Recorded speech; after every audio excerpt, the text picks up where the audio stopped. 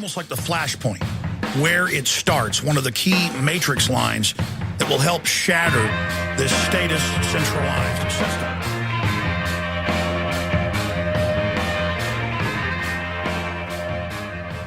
Good evening, ladies and gentlemen. It is Tuesday, June 26th, 2012, and this is Flashpoint Radio. I am your host, Jay-Z. Thank you for joining me. No report yesterday. I was doing some investigation on the military troops supposedly training in St. Louis. More to come on that, but we've got a full list of stories to cover from international to domestic issues, and I don't want to waste any time. Remember, follow me on Twitter and Facebook. Give me some feedback if you have any tips or ideas for stories. Let me know. Let's spread this network of citizen journalists so we can take back the truth in this country. We're going to start this evening from the Times of Israel. Furious Turkey mobilizes tanks, troops to Syrian border. Erdogan slams murderous Assad, warns Damascus that rules of engagement have changed following downing of its jet. Apparently, a Turkish jet was shot down on Friday by the Syrian government. Reports are shaky at best, but some reports state that they shot outside of their airspace and in international airspace. Some say that the jet was in Syrian airspace and they were allowed to do so. Doesn't matter to me. That's an escalation. Turkey is a nuclear power. Turkey is part of NATO. Therefore, if Turkey takes military action against Syria, you can bet the rest of NATO, which the rest of NATO is us and the rest of the Western powers, will enter Syria for some sort of conflict. The problem with that is one of Syria's biggest allies is Russia. And we have this regarding Russia from the Washington Free Beacon. The bear at the door. Russian nuclear bombers test U.S. air defenses in Arctic war games during Chile Obama-Putin summit. So, turns out Obama and Vladimir Putin are meeting, and at the same time the Russian military are running nuclear war games near Alaska. Must make you feel good that our government is paying Al-Qaeda to fight in Syria. Just look it up. U.S. pays Al-Qaeda to fight Syrian government. And we're provocating the entire situation. And now we've got Russia running nuclear war games. When something happens, remember, this isn't new news. People have been reporting on this for a long time, and this is not an accident. This is planned, and this will go down as most people expect it to, which is a false flag terror event or something that was provoked by our government that is run by the banks, and then we will be thrust upon possibly a world war, and we do not want that. On the same vein as us paying Al-Qaeda and our ties with terrorism, from the Daily Beast, member of Egyptian terror group goes to Washington. Terrorists aren't supposed to get visas, but Hani Noor Eldin was apparently invited to D.C. this week to meet with top officials. Did no one Google him? Funny we have this story, considering it is extremely similar to the story that came out in, I believe, 2001 or 2002 about Anwar al-Awlaki, head of Al-Qaeda, who ran the Fort Hood bomb, or the Fort Hood shooter and the underwear bomber, dining at the Pentagon after 9/11. Well, we've got members of Egyptian terror groups going to Washington, and we also have this from WorldNet Daily. Hillary tied to new Muslim Brotherhood president. Radical links run through Secretary of State's chief of staff. Hillary Clinton's chief of staff reportedly, his mother, reportedly served in the women's division of the Muslim Brotherhood alongside wife of Egypt's new president, the Brotherhood's Mohamed Morsi. If you didn't know, the Muslim Brotherhood just took power in Egypt. So yes, we overthrew our puppet dictator Mubarak to put in an even more radical strain of Islamists in Egypt who will now make moves against Israel, stated, and will further muddy things in the Middle East. Doesn't it sound just great for peace in the world? Those peace-loving liberals are doing a wonderful job. All of you neocon warhawks, I think you should vote for President Barack Obama again, because the military-industrial complex is rolling in the dough these days. One reason they are drones. We talked about that extensively here on Flashpoint Radio. This article comes to us from The Guardian. Drone strikes threaten 50 years of international law, says UN rapporteur. U.S. policy of using drone strikes to carry out targeted killings may encourage other states to flout international law. How wonderful it is that we now have mainstream media criticizing drone use regarding international law, when we have 30,000 drones beginning to fly above our heads actively to spy on American populations, when that clearly violates U.S. law. Let's focus on the U.S. Constitution. International law, I don't care about, and you should not either. I don't think our country should be spying on us or using unmanned drones to murder people in other countries. I don't know, just a personal statement of beliefs of me. I feel all life is valuable, not just the life of an American citizen. We will move to Chicago. This came out last week. CBS Chicago, police to hold gun turn-in event this weekend. Yes, the Chicago Police Department was paying people $100 to turn in their old, unused guns from their houses, those illegal weapons that they have sitting around their houses. They would give you $100. Not sure how many were actually turned in, but this is ridiculous. You can go to a site like armslist.com and get fair market value for your guns. And you can sell them privately without the government knowing, because private sale of firearms in this country is still legal, even in Illinois. Armslist.com, the Craigslist of firearms. Get to know it. It is wonderful. I've used it. And yes, the government doesn't know anything about it. Well, I guess they do now.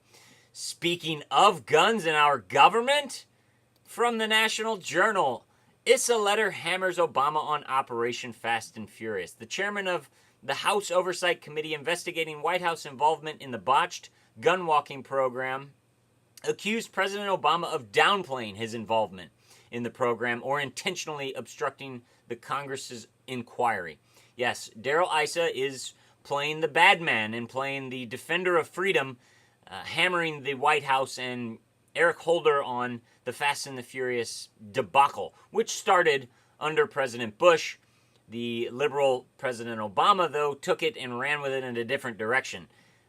Doesn't matter. Either way, guns were being shipped into Mexico, drugs were being shipped in from Mexico, and our government knew about it and were paying for it. Not with their money, but with your money! Ah, yes. And this article ties directly into that, as well as the upcoming Supreme Court decision regarding Obamacare from the AP. Obama prepping thousands of lawyers for election.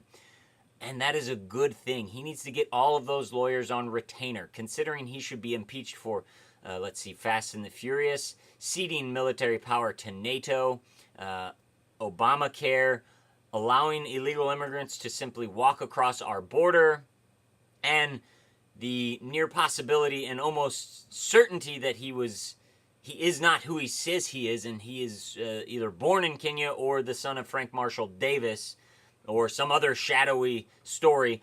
But either way, he needs to get those lawyers on retainer, because hopefully he will be facing a lot of challenges on a lot of legal fronts come this end of this summer and this fall. But he probably won't, because of course, Eric Holder's defense of the Fast and the Furious is continuity of agenda. And the presidents before us did all of these things, so we can do them. That's right. The Republicans want the power so bad that I guarantee you they will not move on President Obama. They will simply make an agreement that President Obama will not be reelected, Mitt Romney will get in, Obama will not face any legal challenges or any jail time, and all of the powers Obama grasped from you in the Constitution, Mitt Romney will use. They always do, because they will never give their power back. And finally, we've got a few TSA stories for you. From the IndyChannel.com, confrontation with TSA agent leaves grandpa's ashes on floor. A man's attempt to bring the ashes of his grandfather home to Indianapolis ended with an angry scene in a Florida airport with the ashes spilled on the terminal floor. Yes, the TSA agent forced him to open his grandfather's ashes, the container holding the ashes, rubbed her finger in it, and then spilt a third of it on the ground while he was trying to, quote, sweep up bone fragments of his grandfather. The TSA agent was laughing at him. Yes, your tax dollars again, put to good use, to mock you, and to steal from you, and to infringe on your rights. But you let him do it. Why? Because you don't opt out. You walk through the naked body scanners. You put your arms out and you say, thank you, sir, for keeping me safe, while they grab your genitals. They're not keeping you safe. The TSA is hiring defrocked priests and convicted pedophiles. Yes, that scandal will be breaking in the near future. But the mainstream media will not cover it. Nothing will happen. And even Darrel Issa says the TSA workers doing best they can with ineffective equipment and methods, from federalnewsradio.com. So Darrel Issa, instead of coming out and saying the TSA needs to be abolished because it infringes on our rights, is ineffective, and keeps no one safe, he says they have ineffective equipment and methods, and they need to work on that. Not the fact that they do nothing, and they're simply a Gestapo police force that will be moving into other areas of the country. You say, no, they're only at the airports. Well, no. Also from federalnewsradio.com. House bill extends TSA intel sharing to mass transit. The Transportation Security Administration already shares intelligence it collects with airports. Now, a House bill would expand TSA's intel sharing to local mass transit systems as well. Representative Jackie Speier from California, a Democrat, said the legislation is a common sense approach to fighting terrorism. She states that intel found at Osama bin Laden's compound when they magically killed someone who had been dead for 10 years said that they were going to attack mass transit. Yes. So since they are going to blow up the Greyhound buses and the Metrolink stations, we will need blue-shirted people following you around and checking your bags when you go to a Cardinals game or whatever city you live in and hop on mass transit. Yes, they will be doing it. They've already been operating outside of their jurisdiction at concerts, on highway checkpoints, and at bus and train terminals. Just search it. I'm sure you can find videos of it. And, well, she said that they need to share more intelligence with the fusion centers. And if you don't know what fusion centers are, please search them out, because there is quite a popular and famous fusion center in Missouri. In Jefferson City, it holds the Missouri Information Analysis Center, the MIAC Center, which in 2009 released a report that said Ron Paul supporters and people who vote third party are terrorists. Yes.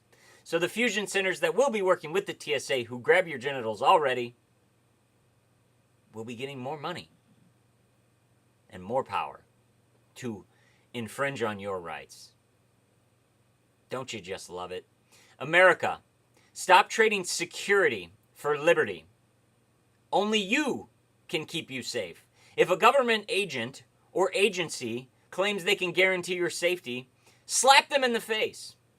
Figuratively, of course, using your logic, wit, and intelligence. But then again, they probably won't be able to follow what you say. I've been in conversations with TSA agents before. They're not the brightest light bulb in the box. Jay-Z signing off for Flashpoint Radio, saying, God bless, keep your eyes to the sky, and I will see you again tomorrow. If it keeps on raining, love is going to break.